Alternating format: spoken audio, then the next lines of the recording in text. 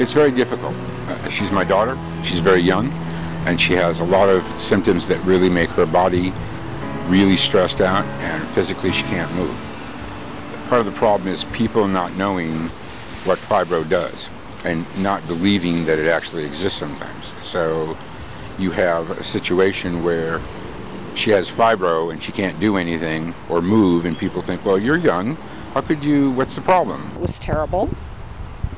You know, I finally diagnosed her at 21, and it was, you know, but she had been having some problems for a while, and it's devastating. It's, you know, to watch your child go through anything painful and upsetting, and,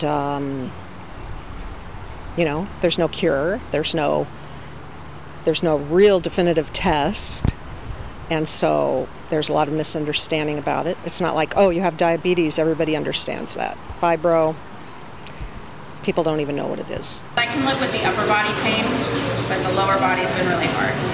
The feet mostly, but the back, the hips, everything, there's a lot of pain today. Under control. Awesome. And it's worse than last year. I actually didn't go to class on Thursday because I was so exhausted. And I knew I'd be totally useless if I had gone to school. If it's about the dishes or certain things in the house have to be cleaned, or, you know, I just got to be aware of when she's hurting or not. Can't ask her to do much. She does a lot, but you got to know she's working really hard in the Seder today, and she has been for 3 or 4 days. Probably by the end of the evening, she won't be able to work or move. You just sort of gear up mentally, like, I know this is going to suck, but I tell myself what a pleasure it is.